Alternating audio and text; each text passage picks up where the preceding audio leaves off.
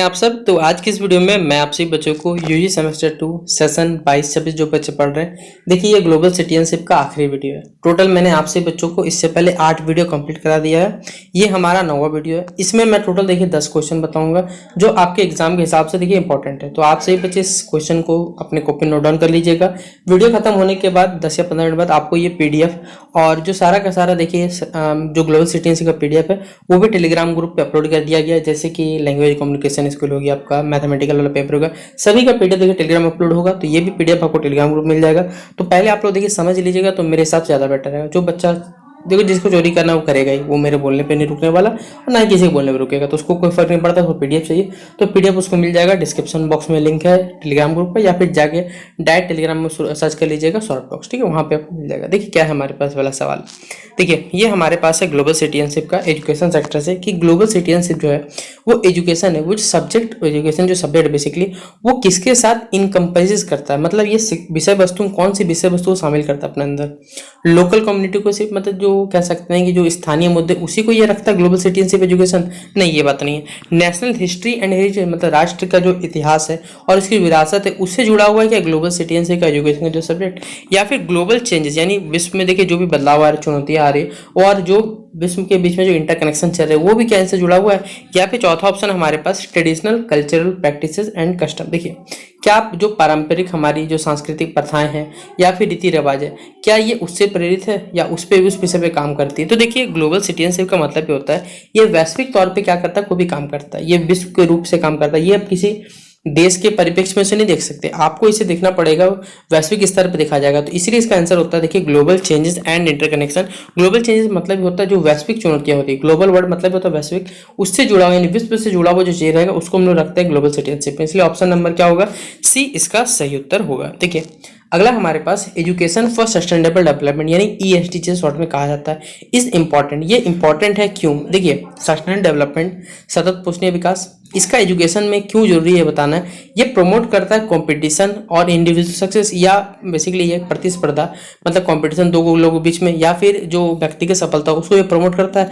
तो देखिए मेरे हिसाब से ये पूरा गलत ऑप्शन ही गलत है, इसको सोचना ही नहीं, क्योंकि मैंने आपको प्रीवियस कितने सारे वीडियो में पढ़ा दिया कि सस्टेनेबल डेवलपमेंट गोल का मतलब ही होता है कि हम आज की जरूरतों को पूरा करें, ये कोई दिक्कत नहीं है, आज के जो इस प्रकार यूज करें ताकि भविष्य में भी उसका हम इस्तेमाल करें, हमारी जो आने वाली पीढ़ी है वो भी इस्तेमाल कर सके, यही इसका मेन मोटिव होता है। तो education for sustainable development important क्यों होगा।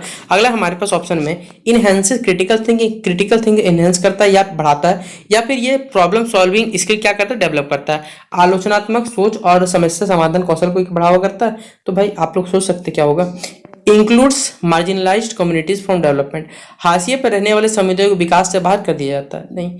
इम्फेसिस ट्रेडिशनल टीचिंग मेथड, जो टीचिंग मेथड है उसको क्या करता है, ये बढ़ाने पे या फिर क्या जोर देता है। तो देखिए इसका सही उत्तर होगा इनहेंसिस क्रिटिकल थिंकिंग, मतलब जो हमारी जो सोच है, ठीक है, उसको क्या करता है, इनहेंस करता है, बढ़ाता है, और जो हमारे प्रॉब्लम सॉल्विंग स्किल है वो उसको क्या करता है, डेवलप करने में हेल्प करता है। तो ऑप्शन नंबर क्या हो जाएगा, बी नंबर इसका सही उत्तर हो जाएगा। अगला सवाल है सस्टेनेबल डेवलपमेंट एजुकेशन प्रमोट। देखिए सस्टेनेबल डेवलपमेंट किसको प्रमोट करता है ये बताना है। Short term thinking and immediate gratification, अल्पकालिक सोच और तत्काल संतुष्टि को ये प्रभावित करता है, क्या सही ऑप्शन है। अगला है इन्वायरमेंटल डिग्रेडेशन, पर्यावरण गिरावट और संसाधन की ये कमी करता है। अगला ऑप्शन हमारे पास over consumption and waste generation, अत्यधिक खपत करता है और जो अपशिष्ट उत्पादन उसमें क्या करता है, ये मत करता है। Long term thinking and future oriented perspectives, देखिए ये बात सही है कि इसका जो सोच होता है, जैसे मैंने आपको थोड़ा सा पहले बताया, इसका जो सोच होता है वो दीर्घकालिक, ये लंबे टर्म तक क्या करता है, सोचने वाला चीज पे काम करता है, और जो हमारे फ्यूचर ओरिएंटेड मतलब जो हमारे भविष्य में आने वाली पीढ़ी है उसके प्रति ये दृष्टिकोण रखता है। इसलिए ऑप्शन नंबर क्या होगा, डी नंबर इसका सही उत्तर होगा। ये आप देख सकते हैं यहाँ इसका उत्तर लिखा हुआ है। फिर अगला हमारे पास why is education particularly important for achieving the United Nation sustainable development goal. देखिए एजुकेशन जो है बेसिकली हमें बताना है क्यों इंपॉर्टेंट है यूनाइटेड नेशन सस्टेनेबल डेवलपमेंट गोल। पहले बात तो देख ली, याद रख लीजिएगा, बहुत सारा सवाल पूछा जाएगा, सस्टेनेबल डेवलपमेंट गोल कितने प्रकार के होते हैं, कौन सा रिपोर्ट था? ब्रिटलैंड रिपोर्ट था, ठीक है। कौन सा कहाँ का था? टोटल मैंने देखिए जितना प्रीवियस वीडियो में सब कुछ बताया हुआ है। अगर कोई बच्चा नहीं देख रहा भाई देख लो एक बार, मैं बता रहा हूँ, ठीक है। क्योंकि मार्केट में गेस्ट पेपर जो आप देख ही रहे वो ऑब्जेक्टिव वाला है, सॉरी ऑब्जेक्टिव बोला सब्जेक्टिव वाला है, उसमें क्वेश्चन नहीं है। क्योंकि जैसा कि बताया गया कि आपका क्वेश्चन पेपर ऑब्जेक्टिव आएगा तो आपको ऑब्जेक्टिव पढ़ना पड़ेगा ना, इसलिए आपको याद रखना। देखिए तो एजुकेशन क्यों इंपॉर्टेंट है, ताकि हम जो सस्टेनेबल डेवलपमेंट गोल्स अचीव कर सकें। तो हिंदी में कहा जाए संयुक्त राष्ट्र के सतत विकास लक्ष्यों में प्राप्त के लिए शिक्षा विशेष रूप से महत्वपूर्ण क्यों है, ये हमें कारण बताना है। पहला ऑप्शन देखिए आपको लिखा हुआ है यहाँ पे, the SDG do not required education for the implementation.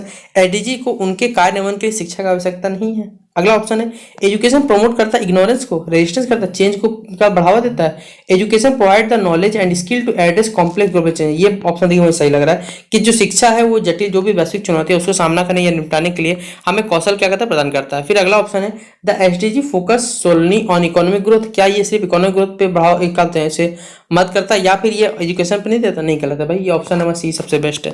देखिए आप यहाँ लिखा हुआ भी है कि education provide the knowledge and skill to address complex global changes. अगला 5वां नंबर सवाल है, which of the following is a characteristics of global citizenship education. इनमें से कौन सा एक विशेषता है किसका? विश्व वैश्विक नागरिकता शिक्षा का बताना है। फोकस ये सिर्फ इंडिविजुअल राइट्स पे फोकस करता है, रिस्पेक्टिव फोकस करता है? क्या ये किसी भी व्यक्तिगत जो लोगों का अधिकार है और उनकी जिम्मेदारी उसी पे क्या फोकस करता है ग्लोबल सिटीजनशिप एजुकेशन? तो भाई आप सोचिए खुद। Priorities national identity, national identity यानी जो वैश्विक पहचान है लोगों की, उसे राष्ट्रीय पहचान को प्राथमिकता देता है। फिर अगला है, इनकरेज कल्चरल जो होमोजेनिटी है और यूनिफॉर्मिटी उसे ये बढ़ावा करता है। या फिर हमारे पास अगला इम्पैथी क्रिटिकल थिंकिंग को बढ़ावा करता है। एकदम सही बात है। इम्पैथी मतलब सहानुभूति को, सिंपैथी होना चाहिए पहले, ये इम्पैथी लिखा गया, थोड़ा सीख कर लीजिए, ठीक है। सिंपैथी एंड इंटेलेक्चुअल अंडरस्टैंडिंग जो हमारे अंतर सांस्कृतिक समझ है उसे भी क्या करता है, ये बढ़ावा करता है। तो यही मेन इसका मोटिव होता है। तो ऑप्शन नंबर डी हो जाएगा सही जवाब। अगला सवाल है, ग्लोबल सिटीजनशिप इंपॉर्टेंट है क्यों? बताइए आप लोग। यहाँ फिर से वही सवाल आ गया हमारे पास, क्या होगा इसका सही जवाब? तो यही होगा ना, ये इनकरेज रेस्पॉन्सिबिलिटी। देखिए आपको एक ही तरह का सवाल का बहुत सारा ऑप्शन मिल सकता है, मतलब एक क्वेश्चन रहेगा उसमें 4-5 ऑप्शन हो सकते हैं। मतलब पहला क्वेश्चन कुछ अलग रहेगा, हमें एक ऑप्शन के अकॉर्डिंग उसे टिक करना पड़ेगा। यहाँ पर देखिए जो सवाल है ग्लोबल सिटीजनशिप इंपॉर्टेंट, देखिए ये सवाल है वो सेम दिख रहा है, कहाँ गया? देखिए ये वाला सवाल सेम है। तो आपको हर बार याद रखिएगा, थोड़ा दिमाग लगाइए, एक आध ऑप्शन भी चाहिए तो आपको खुद का दिमाग लगाना पड़ सकता है कि क्या करना है क्या नहीं करना है। तो इसका सही तो तुम बता दे रहा हूँ फिलहाल क्या होगा कि जो वैश्विक कह सकते हैं जो ग्लोबल कम्युनिटी के थ्रू हमारा रिस्पॉन्सिबिलिटी होता है वो थोड़ा ज़्यादा होता है। ये इसका क्या हो जाएगा, सही जवाब हो जाएगा, इसलिए ऑप्शन नंबर सी मिल जाएगा। अगला हमारे पास according to the theory of cosmopolitanism global citizenship global prioritize करता है, किसको करता है ये हमें बताना है। किसके थ्योरी के अनुसार? कॉस्मोपॉलिटिज्म के थ्योरी के अनुसार। यानी अगला है local interest and communities, national identity and loyalty, global justice and shared humanity, या फिर कल्चरल एसिमिलेशन एंड यूनिफॉर्मिटी। तो ये वैश्विक न्याय और क्या करता है, जो मानवता है उसे साझा करता है, ये इसका काम होता है।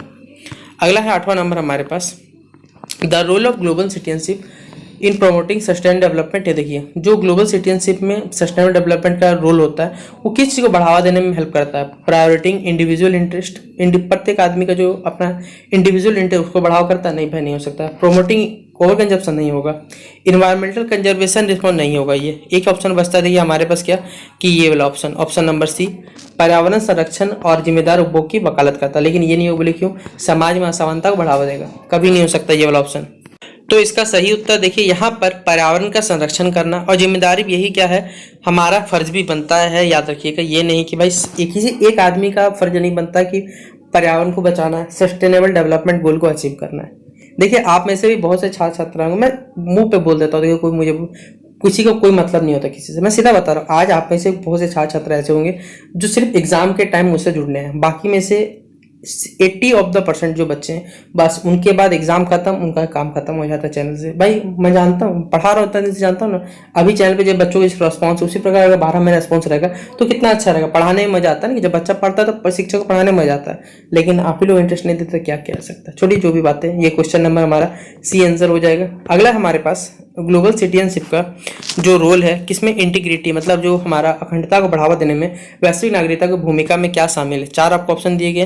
पहला ऑप्शन देखिए धोखाधड़ी गतिविधि और भ्रष्टाचार में संलग्न होना, पारदर्शिता, जवाबदेही और नैतिक व्यवहारों को कायम करना, व्यक्तिगत लाभ के लिए जो कमजोर वर्गों को शोषण करना, कभी नहीं होगा, मानव अधिकार और सामाजिक न्याय की उपेक्षा करना। तो भाई एक ही सही है देखिए कि जो भी ट्रांसपेरेंसी यानी पारदर्शिता, अकाउंटेबिलिटी, जवाबदेही और एथिकल बिहेवियर है, जो हमारा एथिकल बिहेवियर चलता है तो इसका सही उत्तर क्या हो जाएगा बच्चों, ऑप्शन नंबर बी टिक कर लीजिएगा। और हमारा आखिरी सवाल है, देखिए the right to education, right to education मतलब शिक्षा का जो अधिकार है, ग्लोबल सिटीजनशिप में क्या इंक्लूड किया जाता है, लिमिटेड एक्सेस टू इक्वलिटी, सभी व्यक्तियों के लिए गुणवत्तापूर्ण शिक्षा तक सहमत पहुंचाया जाए। फिर अगला है शैक्षिक अवसरों से हाशिए पर रहने वाले समुदाय को बहिष्कार करना, सभी व्यक्तियों के लिए समावेशी और गुणवत्तापूर्ण शिक्षा को समान पहुंचाना, या फिर ऑप्शन नंबर डी शैक्षिक प्रणाली में सांस्कृतिक आत्मसात और एकरूपता को बढ़ावा देना। सही उत्तर क्या हो जाएगा, सभी व्यक्तियों के लिए देखिए हमें क्या करना है, समावेशी और गुणवत्तापूर्ण शिक्षा को पहुंचाना। ये हमारा राइट टू एजुकेशन के अंतर्गत आता है। तो ये है, तो उसको देख के अपना प्रॉपर नोट्स आप लोग बना लीजिएगा, ठीक है। तो देखिए क्या सवाल आपसे पूछा हुआ है कि expected behaviour, attitudes, obligation that a society assigns to each sex is known as gender identity, gender expression, gender role या फिर जेंडर इक्वलिटी। ये जो है हमारे पास अपेक्षित व्यवहार, दृष्टिकोण, दायित्व जो एक समाज प्रत्येक लिंग को सौंपता है, ये क्या कहलाता है। तो ये एक काम होता है बेसिकली हर जेंडर का, चाहे वो मेल से चाहे फीमेल से, वो उसका वर्क होता है, या फिर वर्क मतलब क्या कहते हैं, उसका एक दायित्व होता है। तो इसलिए इसका आंसर हो जाएगा जेंडर रोल, इंग्लिश में आंसर हो जाएगा। और हिंदी बच्चे जो माध्यम लिखना चाहते हैं तो अपेक्षित व्यवहार, दृष्टिकोण, दायित्व जो एक समाज प्रत्येक लिंग को सौंपता है क्या कहलाता है, लिंग पहचान नहीं, लिंग अभिव्यक्ति नहीं। अगला ऑप्शन नंबर सी हमारे पास लिंग की भूमिका होती है। तो ऑप्शन नंबर सी क्या हो जाएगा, इसका सही उत्तर हो जाएगा। अगला सवाल है the condition in which individuals are attracted to persons of their own. देखिए वो कंडीशन जहां पर कोई भी इंडिविजुअल मतलब कह सकते हैं वो स्थिति जहां पर व्यक्ति अपने ही लिंग के व्यक्तियों को प्रति आकर्षित होते हैं, वो क्या कहलाता है, मतलब सेम जेंडर बेसिकली। तो क्या कहलाता है हमें, हेट्रो सेक्सुअलिटी, होमोसेक्सुअलिटी, बायसेक्सुअलिटी, एसेक्सुअलिटी। ऐसा कंडीशन जब कोई भी इंडिविजुअल अट्रैक्ट होता है किसी पर अपने ही सेक्स के प्रति, उसे क्या कहा जाता है, तो इसे कहा जाएगा हमारे पास हेट्रोसेक्सुअलिटी, ऑप्शन नंबर ए। अगला है हमारे पास है हिंदी में से कहा जाए तो क्या लिख लीजिएगा, विषम लैंगिकता, ऑप्शन नंबर ए, ठीक है। या फिर इसका मेरे हिसाब से आपसे बच्चों बता दूं, मेरे हिसाब से देखिए ये आंसर होना चाहिए, गलत टिक हो गया होगा, ये होना चाहिए होमोसेक्सुअलिटी, ठीक है, ये टिक है, ये बी नंबर, ये गलत टिक हो गया होगा, ये हो जाएगा समलैंगिकता, इसका क्या हो जाएगा, सही उत्तर हो जाएगा। अगला हमारे पास the theory which states that women oppression and equality are result of capitalism, patriarchy and racism. Gender oppression theory है ये, या फिर स्ट्रक्चरल ऑपरेशन थ्योरी है, या फिर जेंडर इनइक्वलिटी थ्योरी, या फिर जेंडर डिफरेंस थ्योरी। ये जो थ्योरी है जिसमें कहा जाता है कि जो महिलाएं हैं, ठीक है, वो सिद्धांत हमें कौन सा बताता है, जो महिलाओं का उत्पीड़न और असमानता, पूंजीवाद, पितृसत्ता और नस्लवाद का परिणाम है। तो ये किस प्रकार का देखिए उदाहरण हमें बताना है, तो इसका राइट आंसर हो जाएगा जेंडर ऑपरेशन थ्योरी, और हिंदी में कहा जाए इसे तो आप लिख लीजिएगा लिंग दमन सिद्धांत, ऑप्शन नंबर ए। अगला सवाल है according to Ann Oakley the child's interest are channelized the activity synchronous with gender norms through the method of manipulation, canalization, verbal appellation या फिर एक्टिविटीज। तो एन जो ओकेले उनके अनुसार बच्चों की जो रुचियां है वो किस विधि द्वारा लिंग मानदंडों के साथ समकाली गतिविधियों के साथ चैनलाइज किया जाता है, चालाकी के साथ, गंदे नाले, मौखिक अपील या फिर गतिविधियां। तो क्या हो जाएगा इसका कैनलाइजेशन, ऑप्शन नंबर क्या होगा, बी नंबर, इसका आप लोग टिक कर लीजिएगा, ठीक है। इसका एक बार हिंदी शाब्दिक अर्थ सर्च कर लीजिएगा, ये शाब्दिक अर्थ देखिए यहाँ गलत लिखा पहले बता दे रहा हूँ। तो इसका आप लोग वोकैब क्या कर लीजिएगा, सर्च कर लीजिएगा इंटरनेट पर, आपको इसका वोकैब का मतलब समझ में आ जाएगा। अगला हमारे पास देखिए सवाल पूछा हुआ है unfair treatment given to either man, और देखिए एक ऐसा व्यवहार जो किसी भी लोग को पसंद नहीं, उस प्रकार व्यवहार किसी भी मैन या वुमन को दिया जाएगा, account of their sex is known as, ये क्या कहलाएगा, तो उसे जेंडर के आधार पर देखिए उसमें भेदभाव किया जाता है। जेंडर इक्विटी कहेगा, पारिटी कहा जाए, जेंडर बाइस होगा, या फिर जेंडर एजम्पशन कहा जाएगा।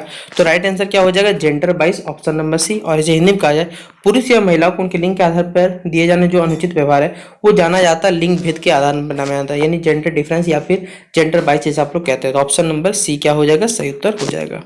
फिर अगला हमारे पास career in politics are more associated with men than women, is gender stereotype related. देखिए यहाँ पर हम बताना है कि राजनीति में जो करियर है महिलाओं की तुलना में पुरुषों से अधिक जुड़ा हुआ है। ये जो लिंग रूढ़िबद्धता ये किससे संबंधित है, ये बेसिकली किससे संबंधित, ऑक्यूपेशन जो व्यवसाय है वो उससे ज्यादा संबंधित रखता है, इसलिए ऑप्शन नंबर क्या हो जाएगा, सी। और हिंदी माध्यम के जो विद्यार्थी वो भी लिखना चाहे तो इसका ऑप्शन नंबर क्या हो जाएगा, व्यवसाय, इसका सही उत्तर हो जाएगा। फिर अगला हमारे पास फॉर द इंडियन वुमेन्स, मतलब भारतीय महिलाओं के लिए मेडिवल जो इंडिया मध्यकालीन भारत जो है उसे कंसिडर किया जाता है किस प्रकार के एज में, मतलब किस प्रकार युग में, dirty age, ape age, dark age या फिर डेयरिंग एज। तो ये हो जाएगा डार्क एज, इसका क्या होगा, एक अंधकारमय युग था महिलाओं के लिए मेडिवल इंडिया। तो ऑप्शन नंबर सी, और इसमें क्या हो जाएगा, अंधकार युग लिख लीजिएगा। कब, जब मध्यकालीन भारत में चल रहा था, ठीक है, उस टाइम का टेम्परेट बताना हमें।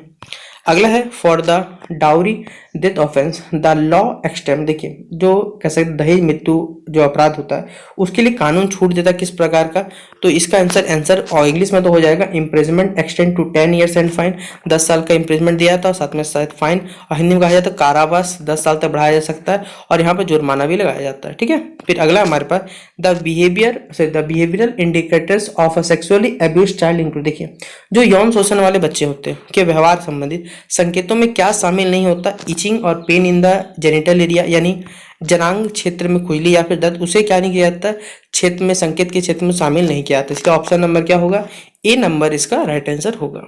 फिर the women who led the suffragette movement in, देखिए वो कौन सी वोमेन थे जिसने ब्रिटेन में, हम ब्रिटेन में बताना है इसलिए, जिसने मताधिकार आंदोलन में नेतृत्व किया था, उसका नाम था याद रखिएगा एमलाइन, ये नाम इनका पैंकहर्स्ट। ठीक है, पैंकहर्स्ट क्या हो जाएगा, एमिलिन पैंकहर्स्ट, इसका ऑप्शन नंबर बी। और हिंदी में भी क्या हो जाएगा, ब्रिटेन में मताधिकार का नेतृत्व करने महिला थी एमलाइन पैंकहर्स्ट। ठीक है, फिर the philosopher who advocated different curricula for boys and gender, उनका नाम क्या था, लड़के और लड़कियों के बीच में अलग अलग पाठ्यक्रम की वकालत करने वाले जो दार्शनिक था, जो फिलोसोफर थे, उनका नाम क्या था, जीन जैक्वेस रोसेक्यू। ठीक है, जीन जैक्वेस रोसेक्यू क्या हो जाएगा, या फिर रूसो क्या हो जाएगा, इसका सही उत्तर हो जाएगा।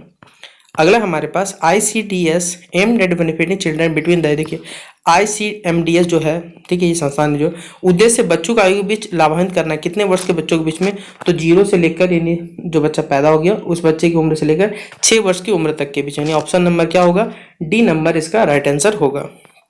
अगला सवाल है woman, a girl, a wife, a mother, a grandmother. Overall woman क्या है, बेसिक एक क्या है, घर की एक चाबी होती है, ठीक है, जिससे सब कुछ जुड़े हुए रहते हैं। तो आ की ऑफ अ फैमिली, यानी एक परिवार की क्या होती है, वो कुंजी होती है, ना कि बोझ, ना कि तनाव, ना ही उपहार, ये सब गलत है। एक परिवार की वो क्या है, कुंजी होती है। 13 का ए होगा सही उत्तर। फिर हमारे पास है प्री नेटल डायग्नोस्टिक टेक्निक जो है, टेक्निक एट 1994 यानी PND से कहा जाता है, ठीक है। और एक हमारे पास prenatal diagnostic technique provision of sex education act, ठीक है, ये कौन सी ईयर में इंप्लीमेंट हुआ था बताना है, तो याद रखिए वर्ष 2000 में हो जाएगा। और इसका हिंदी शाब्दिक अर्थ लिखना चाहिए तो ये लिख सकते हैं आप लोग, इसमें भी क्या हो जाएगा, वर्ष 2000।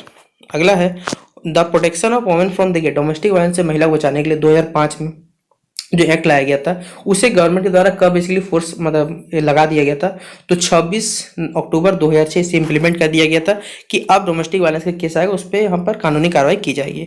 तो यही हिंदी में लिखा हुआ है कि घरेलू हिंसा अधिनियम 2005 से महिलाओं का संरक्षण किसके द्वारा लागू किया गया था, मतलब कब लागू किया गया था, तो 26 क्या हो जाएगा हमारे पास नवंबर 2006, लेकिन मतलब बन के रेडी कब हो चुका था 2005 में। लेकिन तो मालूम होगा हमारे देश में नेतागिरी जब तक चलेगा तब तक तो कुछ काम होगा नहीं, तब तक उन पर कोई दबाव नहीं डाला जाता, ठीक है। देखिए फिर अगला सवाल है the detail explanation about the rules and representative in the POCSO act. देखिए अभी पॉस्को एक्ट आपका बहुत ट्रेंडिंग में टॉपिक चल रहा है, क्यों, क्योंकि आपको मालूम होगा रेसलर से जुड़ा हुआ मुद्दा, ब्रजभूषण सिंह जो वर्ल्ड रेसलिंग फेडरेशन के चेयरमैन, उनसे जुड़ा हुआ पॉस्को एक्ट लगा हुआ उन पे।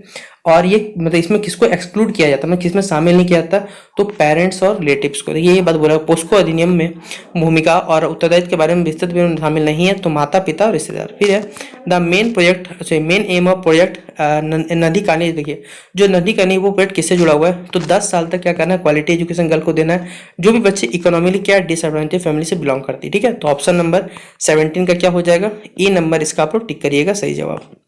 और हिंदी में लिखा जाए तो आर्थिक रूप से वंचित परिवारों को बालिका को 10 वर्ष की गुणवत्ता शिक्षा प्रदान करना इसका मेन लक्ष्य है। फिर the main role of UN में, देखिए यूनाइटेड नेशन जो महिला उनका क्या काम है, तो एलिमिनेट करना है जेंडर में जो डिस्पैरिटी है प्राइमरी और सेकेंडरी एजुकेशन में 2005 तक, ये इसका उनका लक्ष्य है, ठीक है, मेन रोल इनका है। हिंदी में कहा जाए, अच्छा ये हिंदी मुझे टाइप नहीं होगा, गलती छूट गया होगा, तो आप लोग इससे थोड़ा चेस्ट कर लीजिएगा, बाकी आप लोग उतना 2000 होगी, इतना सारा आपके लिए कंटेंट आ चुका है, रेडी हो चुका है। तो संयुक्त राष्ट्र महिलाओं की देखिए मुख्य जो भूमिका है वो बहिष्कृत है किसमें, तो इसका सही अच्छा ये देखिए हमारे पास आंसर मिल गया इसका, ये हिंदी लिख दिया गया था नीचे छोड़ गया वो मुझसे, तो इसका क्या हो जाएगा, ये ऑप्शन नंबर डी। 2005 तक प्राथमिक और माध्यमिक लैंगिक असमानता को क्या करना है, समाप्त करना है। UN किसके द्वारा, देखिए यूनाइटेड नेशन किनके द्वारा बनाया गया था, तो यूनाइटेड नेशन जनरल असेंबली द्वारा क्रिएट किया गया था, तो ऑप्शन नंबर बी हिंदी में कहा जाए तो संयुक्त राष्ट्र महासभा। और लास्ट सवाल है आज के इस टॉपिक का हमारा, इन सितंबर 2000 देखिए 2000 जब सितंबर 2000 चल रहा था तो 149 वर्ल्ड लीडर एक जगह मिले, जो स्टेडियम कहाँ है, मिलेनियम समिट, जहाँ पर मोदी जी और शायद ट्रम्प जी जब अपना इलेक्शन चल रहा था बेसिकली अमेरिका का पिछले बार का, तो वहाँ पर मिले थे, जहाँ बहुत बड़ा जगह है। तो ये कौन सी जगह पे? तो न्यूयॉर्क में, अमेरिका में। ठीक है, ऑप्शन नंबर क्या हो जाएगा? ए इसका सही उत्तर होगा। हिंदी में कहा जाए तो न्यूयॉर्क ही इसका क्या हो जाएगा? सही उत्तर। तो ये कुछ सवाल थे, 20 क्वेश्चन मैंने आज के सेशन कंप्लीट कर दिए। आशा करूंगा कि आपको आज का सेशन पसंद आया होगा। पसंद आया तो वीडियो को लाइक और शेयर कर दीजिएगा। मिलते हैं नेक्स्ट वीडियो पे, तब तक के लिए जय हिंद।